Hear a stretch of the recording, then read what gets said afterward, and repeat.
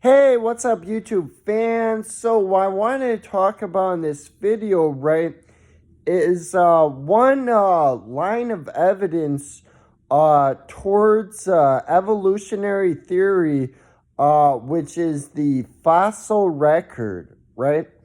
Um, in order to understand, right, how the fossil record uh, offers us evidence towards evolutionary theory, part of what's important for you to first understand is the nested hierarchical organization that we find all life organized into, right? Because something which in of itself is a remarkable fact, right, is that we find that all species are organized, so to say, into groups with several shared features of the group, and then those groups are organized into larger groups, which are themselves organized into larger groups, and so on. And there's a lot of predictive power to this, right? Because based on a living thing having based on it having one particular feature that's only found by members of a particular group, we could then predict based on that several other features that it will also have, right? And then we could predict that it would be a part of an even larger group, which in of itself entails several features, right? And so, like, for example, to give an example, the group mammals, most people don't realize just how many features they have specifically because they are a mammal, which they would not have otherwise, right? It's not just having hair and producing milk and giving live birth. There's a lot more features that come with being a mammal. So it's also because you're a mammal that you have one lower jawbone, whereas most other vertebrates have more than one lower jawbone. Most other vertebrates aside from mammals. And it's because you're a mammal that your teeth are specialized into incisors, canines, premolars, and molars. Whereas for most other vertebrate groups, the teeth are all shaped the same one from the next, right?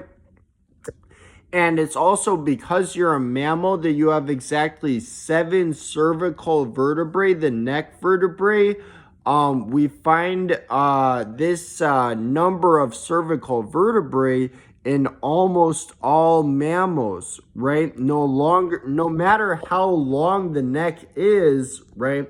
So even giraffes, which have really long necks, they have exactly 7 vertebrae in their neck, just like me and you.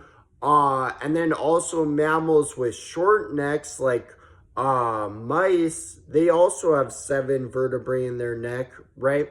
And the only 2 living exceptions to this are the sloths and the manatees. Out of thousands of mammal species, those are the only 2 living exceptions to this, right?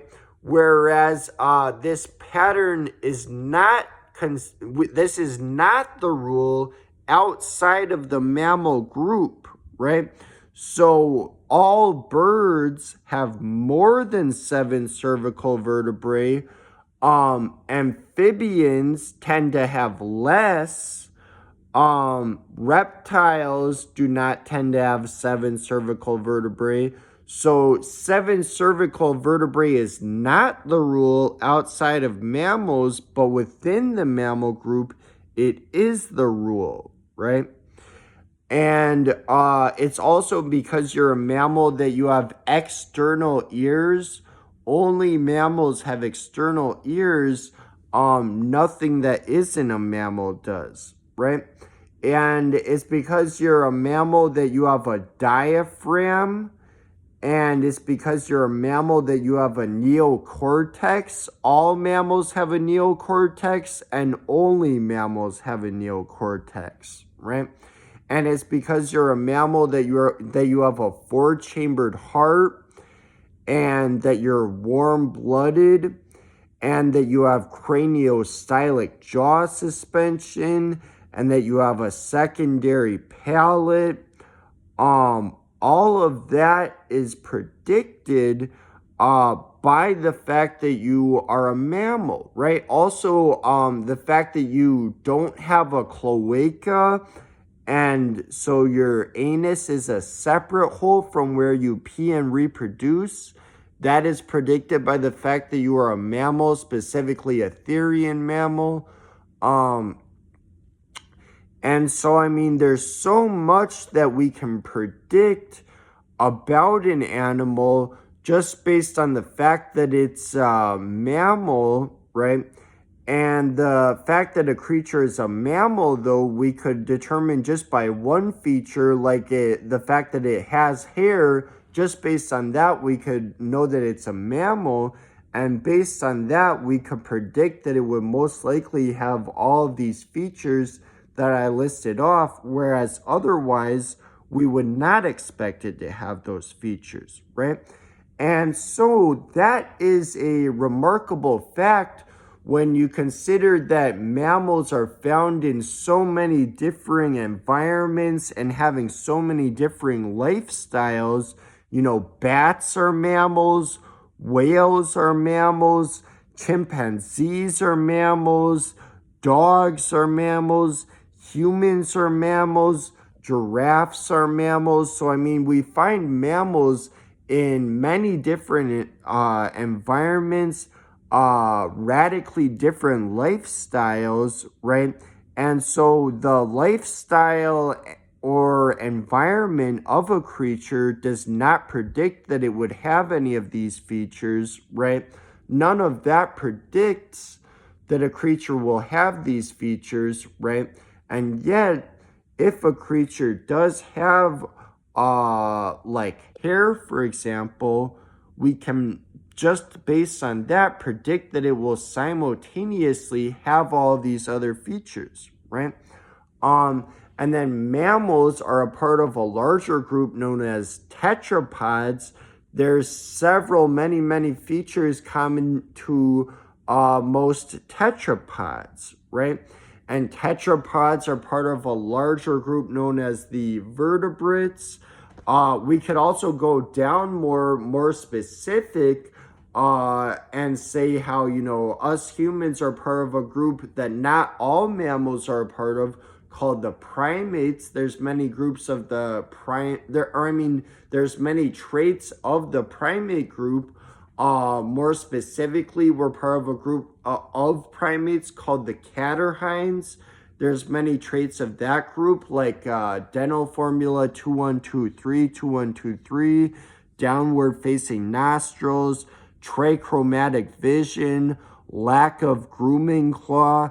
You have all of those features, and all of that is predicted that you would have all of those features simultaneously because of the fact that you're a catarrhine primate, right?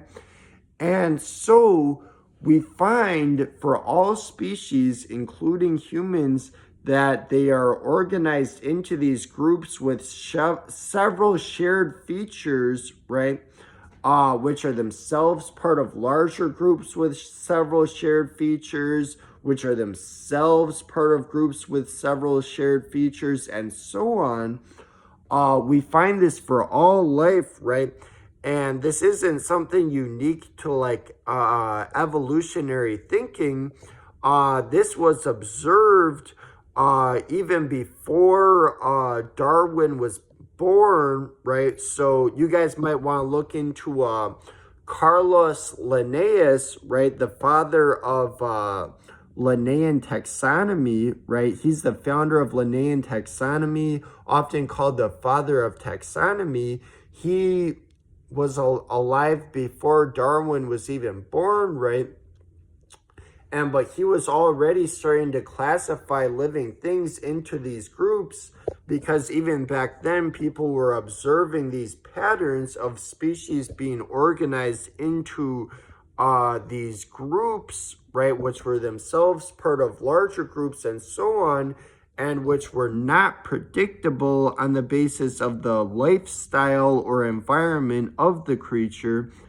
And in his day, though, we did not understand, though, why it would be that living things will be organized in this way, right? Whereas it makes a lot of sense on the basis of evolutionary theory, right? Because what we say based on evolutionary theory now, right, is that basically these shared characteristics are inherited from common ancestors, right? And so the living things which share more recent common ancestry will tend to share more features in common. And so these groups are actually clades. A clade is what we call a group that includes a common ancestor and all of it, a common ancestor species and all of its descendant species, and which doesn't include anything else. That's what we call a clade. And so mammals are actually a clade. All mammals trace back to a common ancestor that isn't shared by any other groups. And that is the reason for why mammals have all inherited these features that we do not find in most other groups, right? And same for any of these other clades that we're a part of, like tetrapods, vertebrates, catarrhines, all of these various clades that we're a part of, right? And but so in any event, how is this relevant to fossil evidence towards evolutionary theory, right? Well, so if it wasn't impressive enough, right, just the fact that we find living things organized into these groups with great predictive power, and so like the fact that, based on the fact that you're a mammal and a giraffe is a mammal, we can predict that both of you will have 7 neck vertebrae despite the difference of length of our necks, right? Whereas a flamingo, we would not expect to have 7 neck vertebrae because it's not a mammal, right? But if that wasn't impressive enough, right, what should impress you even more is that large groups like mammals don't show up in the fossil record, right, until a certain point in time, right? And then before that point in time, we get lots of fossils of living things, but no mammals, right? And the way we know this is not itself based on evolutionary theory, right? It's based on methodologies such as radiometric dating, right? Which some people will make their criticisms of like, oh, I don't think radiometric dating is reliable for this and such reasons. Really, regardless if your reasons were to be at all valid or not, that's beside the point here, right? Because that doesn't really explain away this pattern that we observe consistently for all members of a group such as mammals, right? That based on radiometric dating, which is not itself based on evolutionary theory, is based on physical observations of the fossils themselves that we dig up, right? That are used based on our understanding of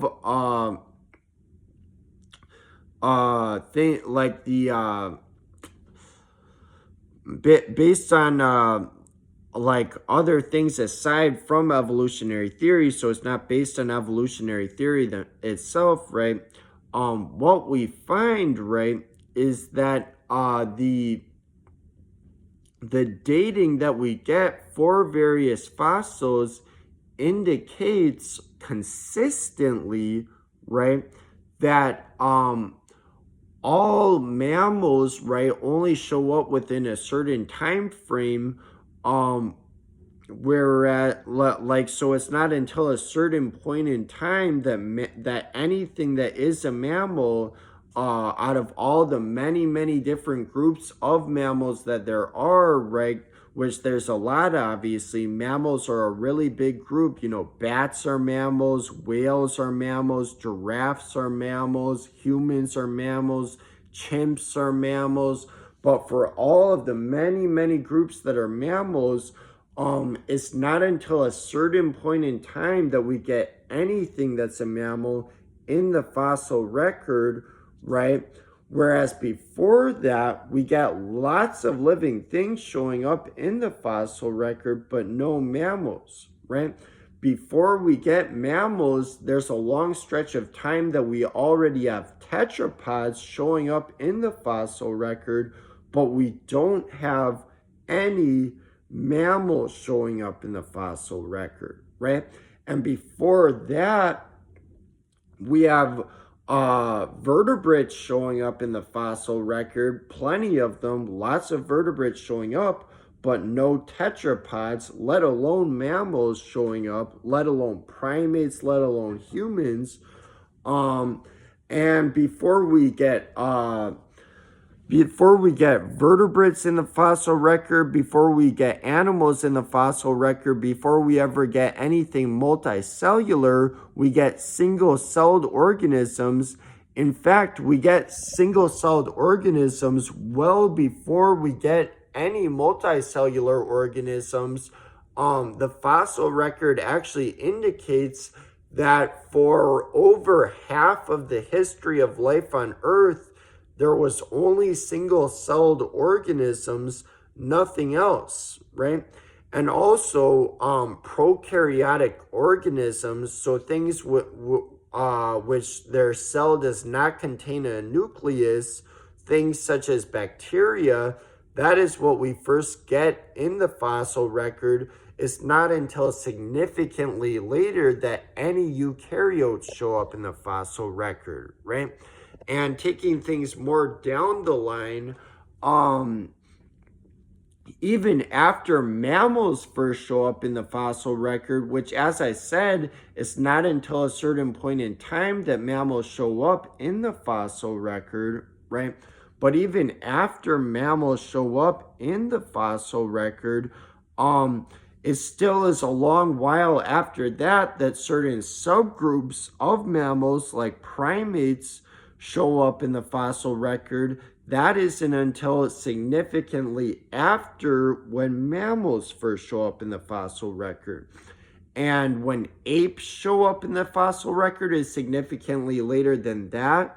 When hominins show up in the fossil record is significantly later than that. And when humans show up is significantly later than that. And so all of this is the chronological order that evolutionary theory predicts, right, based on the nested hierarchical organization that I described, right? Because based on that nested hierarchical organization, see, the thing is, we find that all members of the mammal group are part of the larger tetrapod group, right? And all members of the tetrapod group are part of the larger vertebrate group, and so on, right?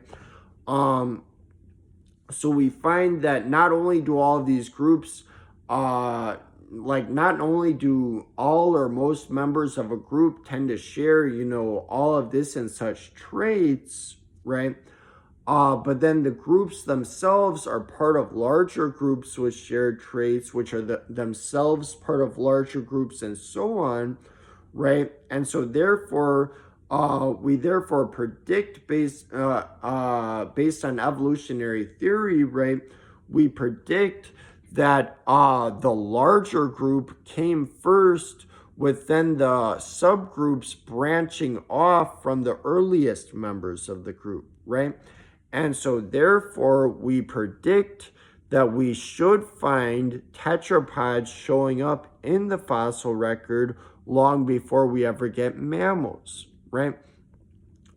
Whereas we otherwise would not predict that to be the case, right? And there wouldn't really be a good explanation as to this pattern that we observe, right? Because it's consistent, right? For large groups, right? Like mammals is a really large group, right? And yet we find this pattern consistently, right? Of that it's not until a certain point in time in the fossil record that you get mammals. After that point of time, there's plenty of mammals in the fossil record, right? But before that time, there's no mammals in the fossil record, plenty of life in the fossil record, but no mammals, right? And so this is a great example of confirmed predictions of evolutionary theory, also based on which groups we would predict to be most closely related based on evolutionary theory. We therefore also based on that would predict to find some intermediate forms in the fossil record that we would not predict to find otherwise, right? Such as, for example, since based on anatomy and DNA, based on the shared traits of anatomy and DNA, where we find these nested hierarchical organizations, since based on that, we would predict that the closest living relatives of humans are chimps and bonobos and gorillas and orangutans, right? What we would therefore predict to find in the fossil record is creatures with features intermediate between human and the features that we find in like a chimpanzee, right? Whereas we would not expect to find in the fossil record creatures with features like intermediate between human and like dog, right? Because and so like you wouldn't expect to find something like with features unique to humans and also simultaneously features diagnostic of a dog, right? Whereas you would expect to find creatures with features that humans are the only living creatures to have, right? But then also simultaneously having features characteristic of a chimp. And that is exactly what we find, right? Because we find creatures such as Australopithecus, right, which has a skull having very chimp-like features like the large brow ridge, prognathism, large canines, various features like that similar to the chimpanzee, but in other respects more similar to us, and in terms of the pelvis being more bowl-shaped, having feet more like humans, features such as that, right? And so we would expect to find a mosaic form of that sort in the fossil record, right? Whereas we don't expect in the fossil record to find a intermediate between human and giraffe or human and lizard, right? What we specifically predict to find, and we do find, is intermediate between human and ape, right? And then same goes for larger taxa like mammal and reptile, right? We expect to find intermediate forms between mammal and reptile, right? Whereas we don't expect to find intermediates between like mammal and like fish, except that yes, like if you go further back, we do, but like we don't expect to find like we expect for the transition towards mammal to come later after the transition towards tetrapod, right? So we don't expect to find something like with features unique to fish, but also simultaneously having features that amongst living creatures are unique to mammals, right? Whereas we do expect to find that with mammals and reptiles, right? We expect to find that in the fossil record, and that's precisely what we do find in a progressive series of steps, which the chronological order of which, the dating of which, is consistent with the order that evolutionary theory predicts, right? And so the fossil record in this way, right, in these ways I've described, gives great confirmation to evolutionary theory. I'll give another way of which the fossil record can give great confirmation towards evolutionary theory. So also, based on developmental evidence, right, such as the way living things develop in the womb, that can give us insight into the way that the features most likely evolved, right? And so therefore we can predict based on that the sequence that we should expect to find in the fossil record. And so, for example, one of the features unique to mammals is 3 middle ear bones, right? Because mammals have within our middle ear the malleus and incus bones, whereas other tetrapods don't. And then another feature unique to mammals is 1 lower jaw bone, which is partly because mammals don't have the quadrant and articulate bones, which are found in most other jawed vertebrates, right?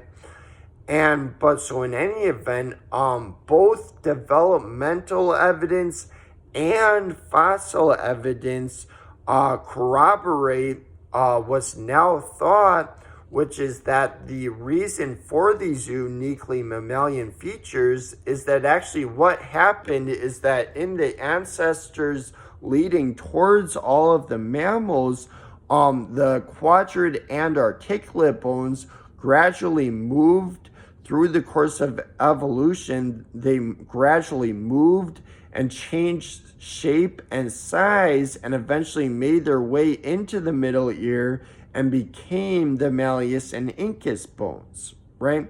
We have developmental evidence that that's the case, right? Because we see these bones during embryonic development starting in a position more around the jaw area and moving and finding their way into the middle ear, right?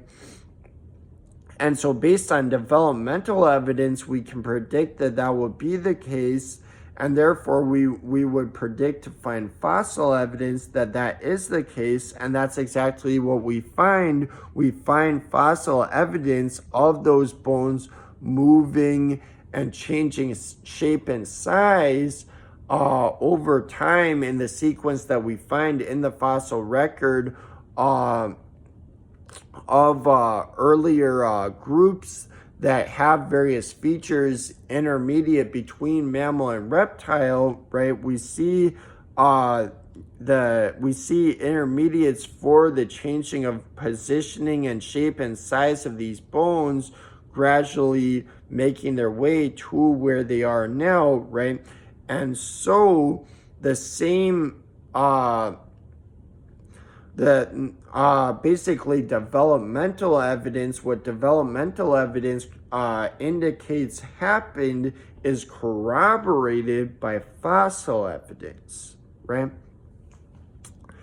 And so in any event, this is one of many ways in which evolutionary theory has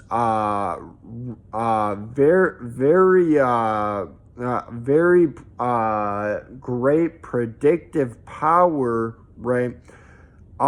Which is exclusive to evolutionary theory, not predicted by any other models, right? All right, that's all for now. See you guys.